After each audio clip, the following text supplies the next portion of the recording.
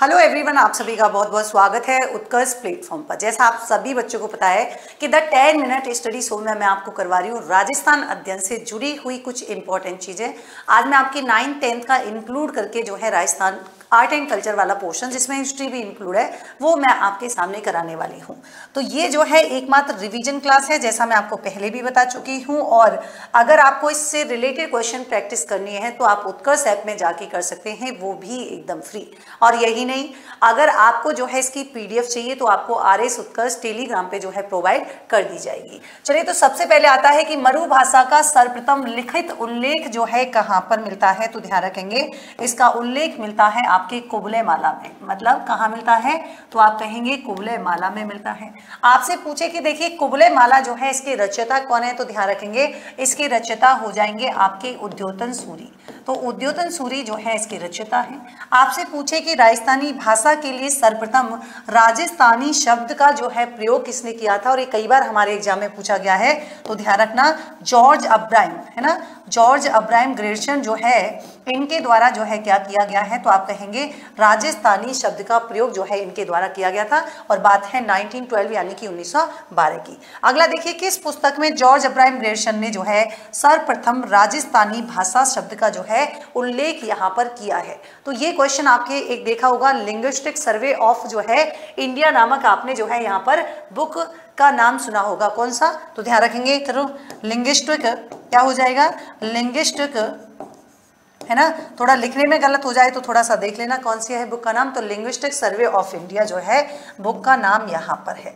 अगला क्वेश्चन देखेंगे। अगला क्वेश्चन जहाँ से पहले भी आपके एग्जाम में एक बार क्वेश्चन पूछा गया है, कौन सा, कि किस अपभ्रंश भाषा से राजस्थानी का जो है उद्भव माना जाता है। तो ये देखिए मरु गुर्जरी नाम आपने सुना होगा है ना, उसी से जो है इसका क्या है मतलब माना जाता है उद्गम, या मैं कहूँ प्रारंभ। राजस्थानी बोलियों को कितने भागों में बांटा जा सकता है, तो राजस्थानी बोलियां जो हैं ये मेनली आपके दो भागों में है ना, डिंगल और आपकी पिंगल आपने सुना होगा। पश्चिमी राजस्थान में जो है कौन सी बोलियां पाई जाती हैं या मिलती हैं, तो ध्यान रखेंगे एक तो आपके पश्चिमी राजस्थान में मारवाड़ी हो जाएगी, मेवाड़ी है ना, मारवाड़ी, मेवाड़ी, शेखावाटी, मारवाड़ी, मेवाड़ी, और आपके जो है और कौन सी है, तो ध्यान रखेंगे शेखावाटी है ना। एक आपकी मारवाड़ी, एक आपकी जो है मेवाड़ी, एक आपके शेखावाटी, और एक आपके जो है कौन सी हो जाएगी बागड़ी। आपसे पूछ रहा है कि पूर्वी राजस्थान में जो है कौन सी बोलियां बोली जाती हैं, तो मैं बता दूं ढूंढाड़ी, हाड़ौती, मेवाती और आपके अहीरवाती। जो मेन इंपॉर्टेंट है आपकी मेवाती, और एक आपके जो है कौन सा हो जाएगी अहीरवाटी हो जाएगी है ना। और अहीरवाटी के अलावा जो है कौन सा है हाड़ौती हो जाएगी, और हाड़ौती के अलावा जो है ढूंढाड़ी आपके यहाँ पर हो जाएगी। नेक्स्ट देखते हैं, नेक्स्ट आपके इंपॉर्टेंट क्या है यहाँ पर। अहीरवाटी को अन्य किस नाम से जाना जाता है, तो अहीरवाटी को ही हम इस अन्य नाम से जानते हैं, इसको हम बोलते हैं राठी। थली व गोड़वाड़ी बोलियां जो हैं आपकी कौन सी उपबोलियां हैं या किसकी उपबोलियां हैं, तो देखिए ये आपकी जो मारवाड़ी भाषा है उसकी हो जाएंगी। तीसरी इंपॉर्टेंट चीज आती है आमेर क्षेत्र में बोले जाने वाली जो भाषा है वो कौन सी है, तो आमेर तो आपको पता ही है ढूंढाड़, और ढूंढाड़ में जो है कौन सी भाषा ढूंढाड़ी।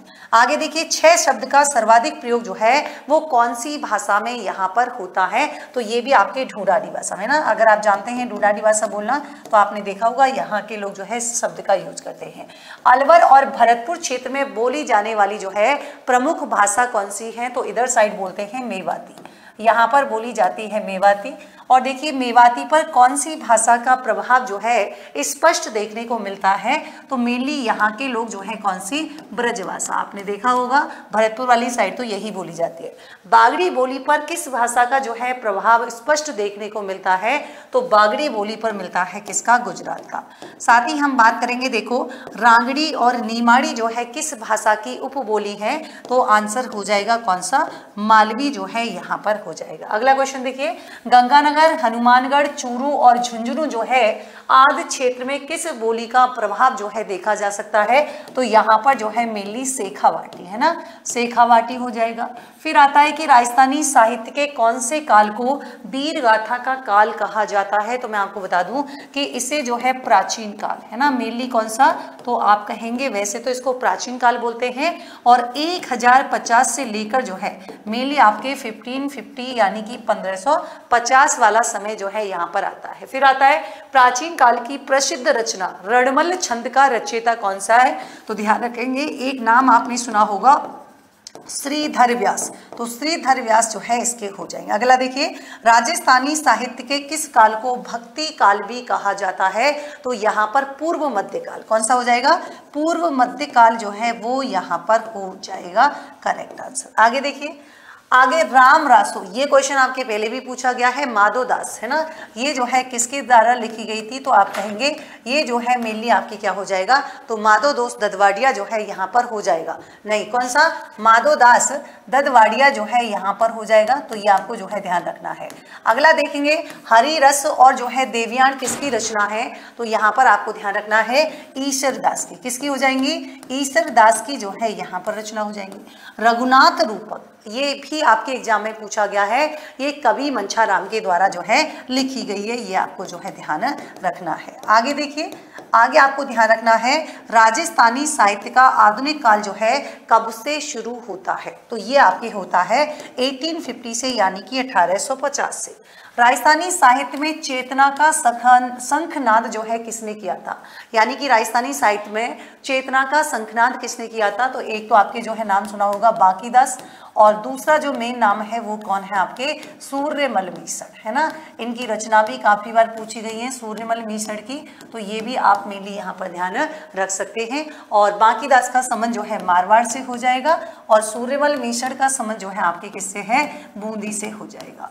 नेक्स्ट देखिए, राजा महाराजाओं द्वारा स्वयं के सम्मान, सफलताओं और विशेष कार्यों के विवरण को, मतलब ये जो लिखवाते थे उसको क्या बोलते हैं? तो ध्यान रखना क्या कहलाता है? उसे हम बोलते हैं ख्यात। क्या बोलते हैं? ख्यात बोलते हैं। अचल दास खींचीरी बचन का, ये भी कई बार एग्जाम में पूछी गई है, और ये आपकी किसकी रचना है? शिवदास गार्डर की। शिवदास गार्डर जो है उसकी क्या है? ये रचना है, ये आपको ध्यान रखनी है। राठौड़ रतन सिंह और महेश दासोत्री बचन का, ये शायद आपने कम सुनी होगी, ये आपके जो है खिड़िया जग्गा के द्वारा लिखी गई है। किसके द्वारा? ये आपके जो है खिड़िया जग्गा के द्वारा जो है लिखी गई है। और नेक्स्ट आपके आता है यहाँ पर देखिए कौन सी? कि कलात्मक, कौन सी आ जाएगी? तो यहाँ पर आपके ध्यान रखना है कलात्मक गद्य जिसमें उर्दू और फारसी के शब्दों का प्रयोग होता है, वो क्या कहलाता है? तो इसे हम बोलते हैं दबाबैत, और ये आपके एग्जाम में पहले भी पूछा गया है, वेरी वेरी इंपॉर्टेंट। राजस्थानी काव्य का मात्रिक छंद जिसमें दोहे होते हैं वो क्या कहलाता है? तो उसे बोलते हैं झमाल। क्या बोलते हैं? उसे हम बोलते हैं झमाल। आगे देखिए, कहानी की तरह करने व सुनने की विधा जो है क्या कहलाती है? तो इसको हम बोलते हैं बात। क्या बोलते हैं? वात जो है इसे यहाँ पर कहते हैं। आगे देखिए, किस काव्य के मांत्रिक छंद के 24 अक्षर के वार्णिक छंद के अंत में जो है यगड़ होता है? तो ध्यान रखेंगे ये जो है आपके आंसर हो जाएगा झूलना। कौन सा होता है? झूलना होता है। और फिर है संत महात्माओं का जीवन परिचय राजस्थानी भाषा में जिस पद्यबद्ध रचना में मिलता है उसे क्या कहते हैं? तो ध्यान रखेंगे इसे बोलते हैं पर्ची। और आगे देखिए, किसी वंश अथवा व्यक्ति विशेष की उपलब्धियों को प्रकट करने वाली कृति का मतलब होता है रचना। क्या कहलाती है? तो इसे बोलते हैं प्रकाश। क्या बोलते हैं? इसे प्रकाश बोलते हैं। आगे देखिए, राजा या किसी व्यक्ति विशेष की मृत्यु के बाद शोक व्यक्त करने के लिए जिस काव्यों की रचना की जाती है उसे हम क्या बोलते हैं? ये भी आपके एग्जाम में पूछा गया है, इसे हम बोलते हैं मरस्या। क्या बोलते हैं? मरस्या बोलते हैं। जिस काव्य ग्रंथ में किसी राजा की कीर्ति, विजय, युद्ध, वीरता, इसका विस्तार जो है मतलब वर्णन जो मिलता है उसे हम क्या बोलते हैं? ये भी काफी इंपॉर्टेंट है, इसे हम रासो कहते हैं। बीसलदाव रासो जो है वो किसके मतलब किसके द्वारा लिखी गई है? तो ये आपके नरपति नाले के द्वारा है ना। चलिए, फिर एक तो बीसलदाव रासो, एक कौन सी है? रतन रासो। रतन रासो जो है ध्यान रखेंगे ये किसके द्वारा लिखी गई है? ये कुंभकर्ण है ना। अब कुंभकर्ण वो वाला नहीं है जो सोने वाला है ना, चलो कुंभकर्ण। आगे देखिए, आगे आपको यहाँ पर ध्यान रखना है कि हम्मीर रासो है ना, ये आपकी ध्यान रखना है। हम्मीर रासो जो है आपकी किसकी रचना है, तो ये आपकी हो जाएगी जोधराज की। किसकी है, जोधराज की। फिर एक आप देखते हो कौन सी, खुमार रासो, तो खुमार रासो जो है आपकी किसकी है, दौलत विजय की है। क्या नाम हो जाएगा, दौलत विजय हो जाएगा। फिर एक आती है आपकी कौन सी, सगत रासो वाली, और ये आपकी जो है गिरधर आसिया के द्वारा, किसके द्वारा लिखी गई है, ये आपके जो है गिरधर आसिया के द्वारा यहाँ पर लिखी गई है। किसी वंश अथवा व्यक्ति विशेष की उपलब्धियों के स्वरूप को दर्शाने वाली जो काव्य कृति होती है उसे क्या बोलते हैं, तो ध्यान रखना, उसे हम बोलते हैं रूपक। क्या बोलते हैं, रूपक। अगला देखिए, किसी विषय विशेषज्ञ का विस्तार से वर्णन जो है कहाँ पर प्राप्त होता है, तो ये आपके होता है विगत में।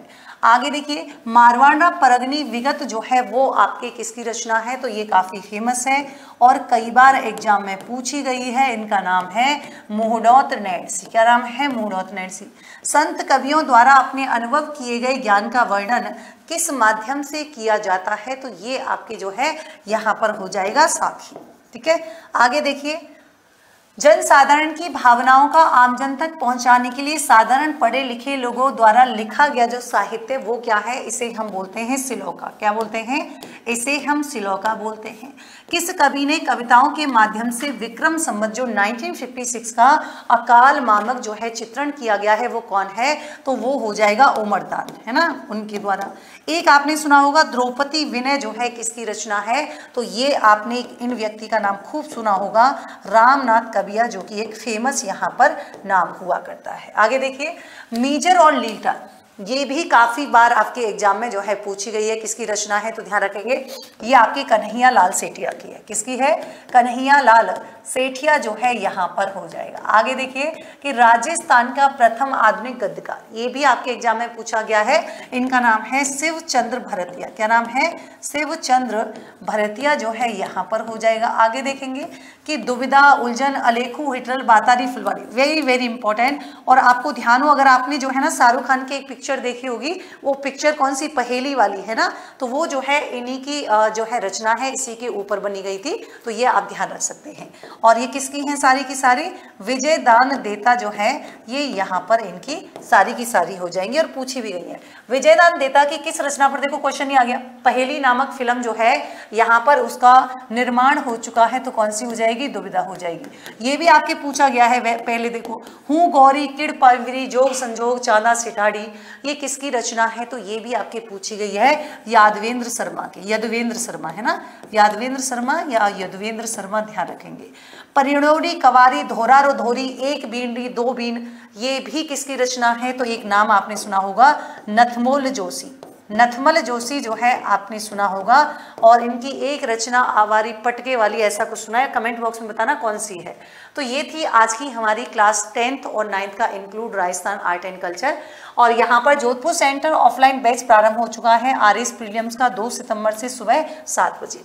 आप QR कोड दिया गया है, इसे स्कैन कर सकते हैं और रजिस्टर करवा सकते हैं, और किसी भी इंक्वायरी के लिए हमारे दिए गए हेल्प नंबर पे जो है कांटेक्ट कर सकते हैं। आरएस फाउंडेशन निर्मल बैच 6.0, निर्मल इंग्लिश मीडियम बैच की बात करें जिसका प्राइस आपके 50,000 रुपीज़ है, और इसी के साथ ही Nirmal batch 6.0 15,000, standard fees prime fees जो है आपके 20,000। आगे देखेंगे foundation LFC batch Jodhpur Jaipur दोनों शहरों में अवेलेबल हैं। किसी भी इंक्वायरी के लिए आप लोग जो है दिए गए स्क्रीन पर जो कॉन्टैक्ट नंबर दे रखा है वहां पर जाके आप कॉन्टैक्ट कर सकते हैं। आरएस प्रीलिम्स बैच, इसकी 2 क्लासेज आपके आरएस यूट्यूब चैनल पे जो है बिल्कुल फ्री है, जाके देख सकते हैं। आर्ट एंड कल्चर और आपके पॉलिटी की क्लासेज और इकोनॉमिक्स की क्लासेज जो है अवेलेबल हैं। स्टैंडर्ड फीस 7,500 है, प्राइम फीस आपकी जो है 10,000 है।